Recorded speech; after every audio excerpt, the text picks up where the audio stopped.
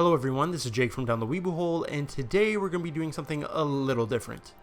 The break is over, and chapter 981 of One Piece has been released, and it was worth the wait. This chapter was freaking awesome, and let's just get into it. The chapter begins where we left off with Kid striking a major hit on Apoo. It's very cathartic seeing Kid finally getting to confront Apoo for betraying him. During this confrontation, Apoo says some very interesting words. Let me fill you in, pirate alliances, those don't have happy endings. These words definitely represent Law.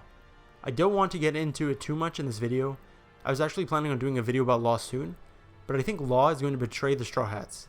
It feels like his time in the story is going to end in Wano, and Apoo's words foreshadow this.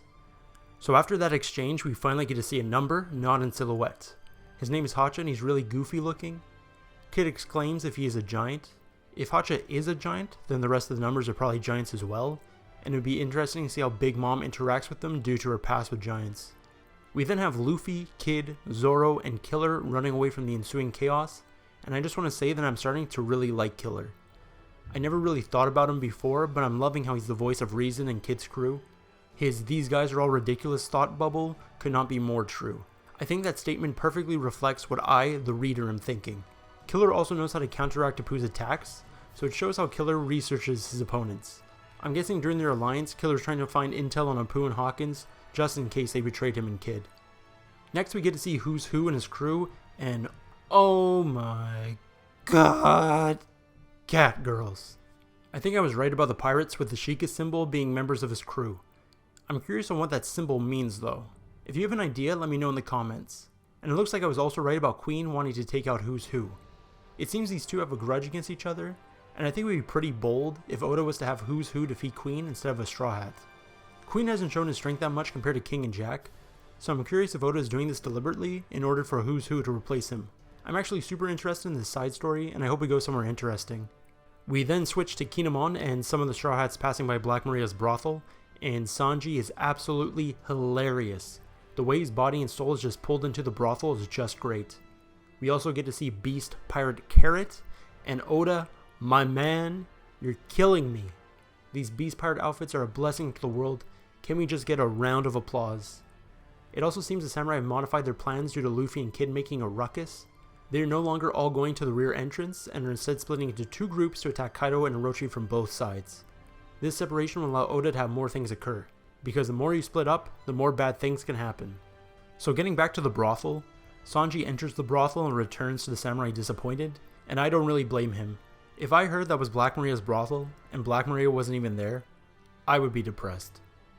But we then quickly learn that Sanji's disappointment was probably due to seeing a naked Big Mom, since she's been using the brothel as a changing room. This section of the chapter ends with Chopper and Big Mom looking at each other, which is going to be interesting. Is Big Mom going to remember Chopper helping her when she had memory loss? I'm hoping she does, and this will cause some inner turmoil in her.